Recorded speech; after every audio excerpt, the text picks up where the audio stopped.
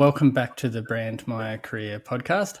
And I'm extremely excited today to be chatting with Narelle, who is the CEO of Skillset and my former boss. So thanks for joining me, Narelle. Thanks for having me. Technology has tried to keep us apart, but we've pushed through, and hopefully this one's going to work for us. You were going to be my first episode. I was. Yeah, and I was ready for that. And now I'm feeling a bit anxious. But I think it's going to be like episode 10. So no problem. I'm good with that. Yeah. So I'm really keen to hear about your career journey and all the twists and turns that you've had throughout the way. And I think it's a good story to tell, even though you think people aren't going to care about it. That's right. But do you want to start by sharing a bit of an overview of what some of the things you've done throughout your career? Sure. I have a degree in corporate communications, with Charles Sturt University. I grew up in Bathurst, went to the local uni, put myself through uni, working about 3 jobs, cleaning houses, working at Macca's, selling roses in restaurants when that was a thing. Then at the conclusion of my degree, got a job with the largest family-based PR firm in Australia, professional public relations. So their main account was McDonald's. So I continued my McDonald's career with them. So I worked for 9 years in Sydney and then relocated back to Bathurst. I continued to work for that firm for a period of time before I started a family. And it was at that time that I think I realised that I'm the type of person who will always work more hours, work harder, I have a strange work ethic. So I knew that it was an opportunity, one of those, moments to redefine or take control of my own kind of career path, I think is how I would describe it. So from then I started doing work in roles that make a difference. I realized that if I was going to give so much of myself and my time, I wanted to do things that were actually making, I don't know, it sounds cliched, but the world a better place. So I worked for the university running their foundation program, and that was my first taste, I think, in sales. I was approaching businesses to sponsor scholarships and supporting young people who otherwise wouldn't be able to study, but also connecting those young people to those businesses, and so convincing them it was a good business decision. So that was an interesting foray, I guess, into sales, but it taught me that as long as I can see that I'm making a difference to that business or getting a great outcome for someone like study, then I was motivated to do that. Went from there to setting up the first Headspace centre in Western New South Wales. So it was one of the first 30 Headspace centres in the country. At that time, it was just a concept, really. So Professor Patrick McGorry, who was Australian of the Year, knew that he wanted to see Headspace centres set up to support youth mental health, but no one really knew whether it would work. And every year we would be unsure if the Commonwealth would continue our funding, and every year we battled to keep the doors open. But that was a really beautiful, exciting time to use my PR skills as well. So running a business, running staff, but also changing the dialogue in communities about mental health and reducing the stigma and getting young people to see that it was okay to ask for help. So that was, just something I really loved to do. I then moved into youth mental. I did a little foray in public sector. So I worked in disability services, working with not-for-profit organisations in Western New South Wales, preparing them for the transition to the NDIS. And that was an interesting kind of almost consultancy role, working with CEOs and boards to talk to them about what their plan was when they were no longer going to have guaranteed government funding to keep the doors open and were reliant on consumers to select them for their services. But worked with some really amazing people in disability services and got to understand that business or that service area. And then more recently, I worked for a not-for-profit organisation in Western New South Wales again, a youth service and out-of-home care foster care youth service. So I've been with them for 7 years in business development roles and corporate services roles and acting CEO at times. So that was a really rewarding experience as well. And most recently, the last 8 months, I've been working with Skillset. It is actually a return. I missed that kind of jump. I worked for Skillset for about 18 months, 10 years ago. And so have returned now, again, having an opportunity to work with youth in particular in the region. We support career and workforce for all ages, but in particular, we work with a lot of young people who are not sure about their careers, and we can support them with their career development. We can connect them to apprenticeships and traineeships. We're the largest employer of apprentices and trainees in Western New South Wales. It's a not-for-profit organisation that's run for 40 years, established by the communities to have the workforce that we need in regional New South Wales. And so kind of brings together, I think, all of the things that I'm really passionate about, the communities I'm living in and have lived in for most of my life, and youth in particular. So that's the journey. Yeah. An awesome journey, I think, if you ask me. That's really interesting. I think I had heard that you like working the Headspace stuff, but I don't think I had realised it was in that capacity and stuff. So, and that's a really, I think when you're thinking about sort of legacy pieces of your life and stuff, I'm sure that's probably going to be one right up there for you. Absolutely. I have literally worked either casually or full-time since I was 13. I was riding my bike from where we lived at the time in a disadvantaged area of Bathurst to work in a bakery on Saturdays and Sundays. So from that time, from 13 right through, I've always worked.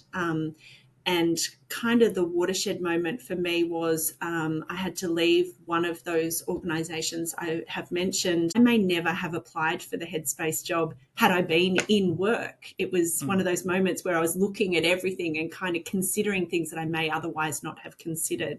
And it was, without question, the most rewarding and challenging experience of my career.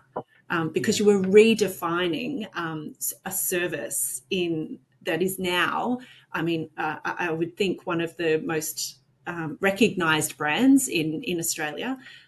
Young people don't even think twice about talking about their mental health challenges now.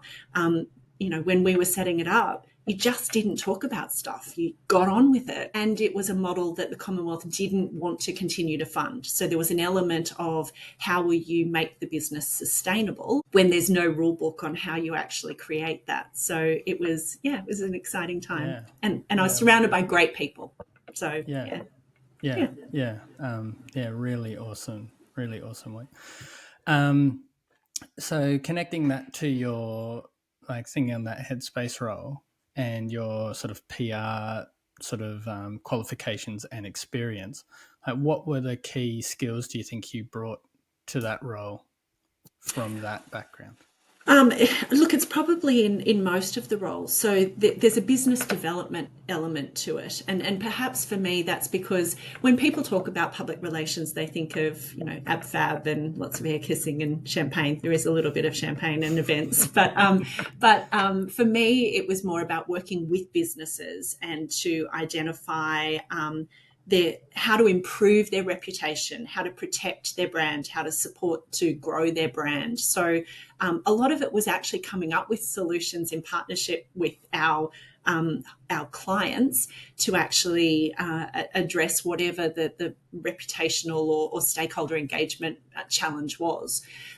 So I guess I've taken that in each of my roles, and that's about, raising the profile of the organisation, getting key messages across in various ways, whether that's events, whether that's meeting with Rotary clubs, whether that's media, all of those elements were part of what I brought with me, I guess, in my leadership roles.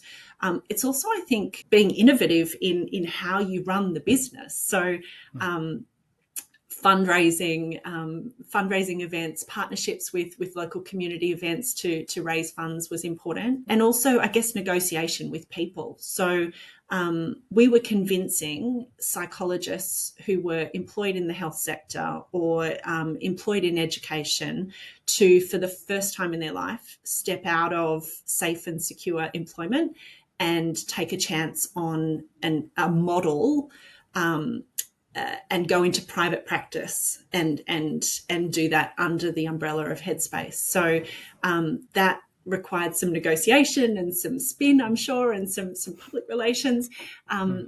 But again, a really rewarding opportunity to test a model and demonstrate that it can work. So all of those bits, I think, came from my PR training and experience, I guess. Yeah. I always joke that I did a PR course by proxy because Melissa, my wife, studied PR at Chelmsford and Bathurst there. And it used to be something for me, like the whole thing of this communications and stuff was just so far down my radar. And I was, very much the heart and soul sort of thinker of, no, it's just about getting in there with the kids and working with people and supporting people and all this stuff. It's not about, communications and messaging and all that stuff.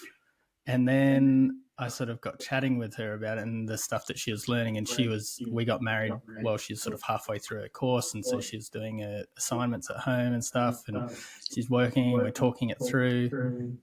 And I just started like picking her brain about stuff. And I just got so excited about it. And just the power of communications, and started like studying business plans and business models for the organization I was with at the time, and then got just so excited about it all. And now I love it and she hates it. I mean, 30 years ago, at that time, a lot of people didn't understand it. Like, it was big events and it was the ab fab stuff. So I remember we used to say, in its essence, it's doing good and telling people about it. That is public relations. And so I think for me, that is the essence of what has driven my career. If we're bringing it back to the theme of your podcast, it is actually doing good. The telling people about it might be promotion or publicity or events or whatever it might be, but it could also be word of mouth.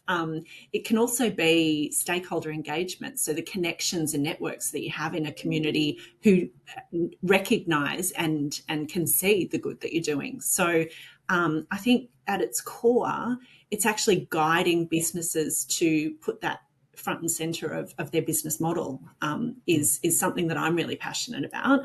And I think that's probably been in my career. If I think about when I get to the point where I go, right, what's my next challenge?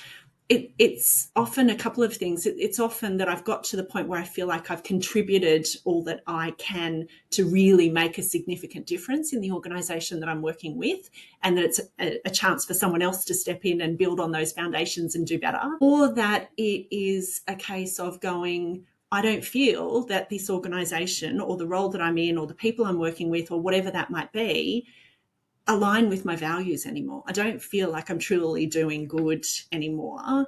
And so I need to find that next opportunity, because that's what drives and motivates me. So what would you say are some of, and I guess for me, when I think about you've been very driven by principles. What would you say are some of the principles that you sort of learned out of those lessons, do you think? Well, I guess, I touched on it before. I realised, as I said before, that I'm driven by making a difference. And the not-for-profit space is not for everyone. But when I fell into it, I realised that was really, it was my jam. So when I first started my career, I was very money driven, I should say, because I grew up in social housing. I put myself through uni.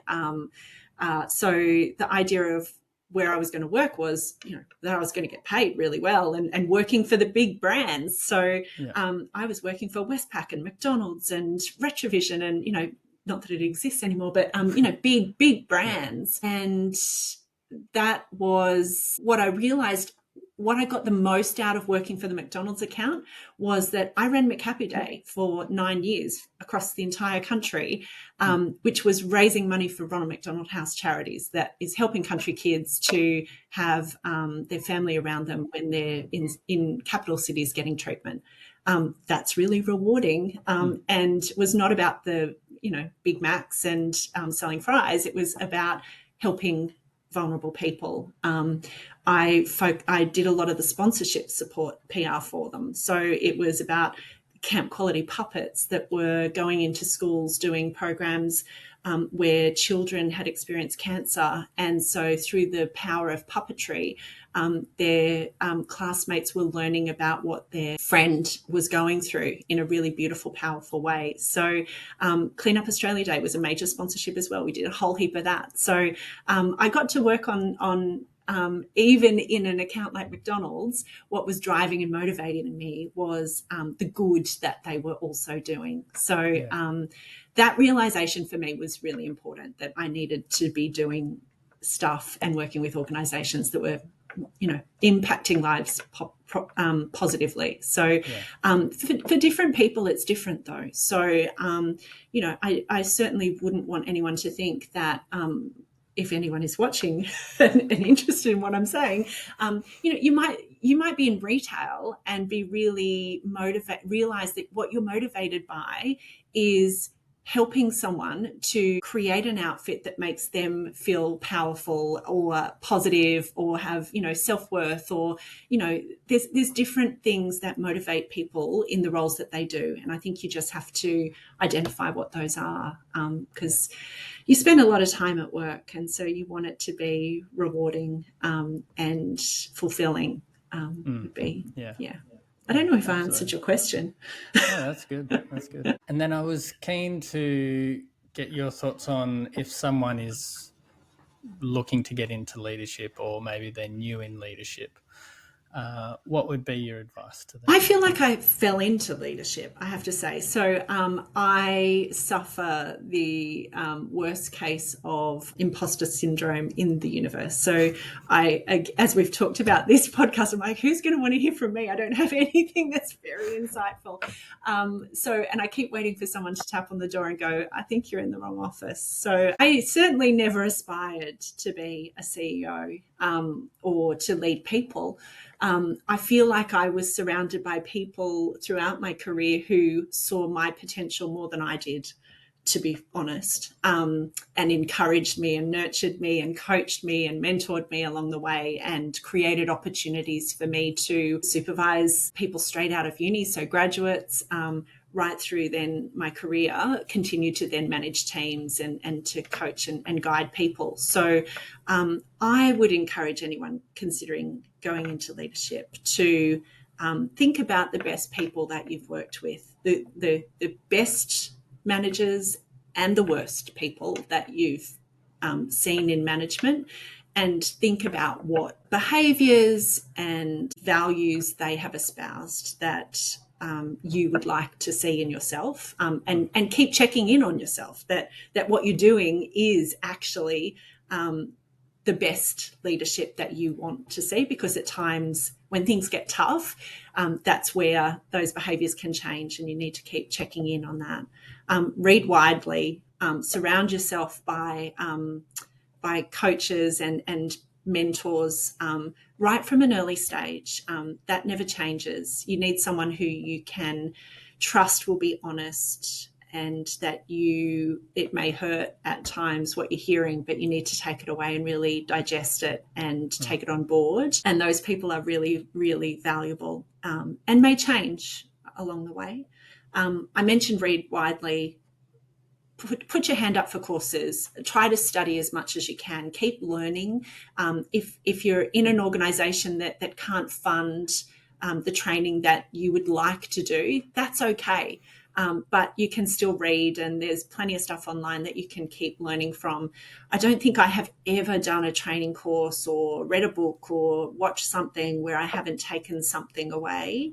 And reinforcing those leadership styles and learnings is really important, because in every organisation or in every different role or in any team that you're managing, the composition changes and the challenges change.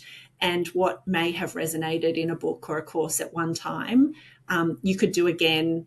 I am doing a course at the moment, Authentic Leadership Training with Kelly Mills. Mills Eaton are the best. A bit of an ad there for them. If anyone's ever looking for great training, Kelly is the bomb. I did her training, I think it was 13 years ago, and I'm learning as much this time around as I did back then, for all of those reasons, different teams, different experiences. So just keep challenging yourself, and don't let the imposter syndrome or the I'm not good enough, if you're one of those people like me, don't let that voice talk too loudly. And if it is, reach out to the people who tell you that you're crazy and put that aside and go for it. Yeah. Well, I'm glad you didn't let your imposter syndrome stop you from getting on this chat. And it was funny. Because I'm looking to interview very, diverse people from different perspectives of their careers. And I had a uni student on, Yaz, back in one of the earlier episodes. And when I was talking to her about coming on and we did a catch up to chat about it, and she's like, oh, like, do you really want me? Like, I'm just a uni student, and like, I assume you're going to be interviewing like CEOs and all this stuff. And I was like, don't worry, the CEOs said the exact same thing. And I did. Yeah. So we all get it at times. I definitely had, like, even the thinking to my time at Skillset, I'm coming from the perspective of, like, I'm just a tradie. Like, how have I ended up in an office? Exactly. And you're thinking through that. But then before long, everyone started getting more surprised that I was a tradie than they were that I was in an office. So then all of a sudden you realise, now you know that it's flipped. And I should say on that, I think everyone talks about Brené Brown, and I'm a big fan of her books, and I know that you are as well. But one of the other books that I would recommend is Lean In. It was really powerful for me, and if there's any females who are watching this, who might suffer from imposter syndrome as well, I think it's a really powerful book as well, because it is that whole sitting at the back of the room, letting the boys do the talking, or the more senior people, and having the courage to actually lean in and offer your insight, and particularly a female insight, is really important. And I feel like I've read the book many times, and there's lots of dog-eared corners. So it's another really good one I would recommend. Yeah, awesome. And I've got to say, like, I have been very lucky to have some very amazing and strong women leaders throughout my career, and that's something I'm very grateful for, you being one. And also Sharon Bradley, who was the manager in the role that I was then in when working with you. And when she finished up and I moved into that role, like, I reached out to her, and she sort of maintained sort of as a mentor to me. And it's been like, when you're thinking about, having good people around you, absolutely, it makes all the difference when you get good sort of strong people that are also extremely compassionate, empathetic, and all of that really helps sort of set you up on a career trajectory that I'm very grateful for. I should say as well, I don't think people who are mentors realise at times that they are considered to be a mentor. Someone actually reached out to me and described me as that, and I was like, oh, thought we were just friends, ex-colleagues that, so don't feel like, I think I would recommend to people, if they're reaching out to someone, that you have to label it even. The people that have worked with you, that you trust to call it and to just guide you, and it can be a coffee or a lunch or just a chat online. But that would be my strongest message. Reach out to people who can keep guiding you, because you're right, that the Sharons that and sometimes it's a very short period that you and I had a very short period together, but you make really strong connections at times with some people. So maintaining those connections is really important. Yeah, absolutely. Well, thank you so much for your time this morning, Narelle, and looking forward to continuing watching the journey from afar. Thank you so much for having me. It was more fun than I expected. Thank you. Good. Awesome. Thank you.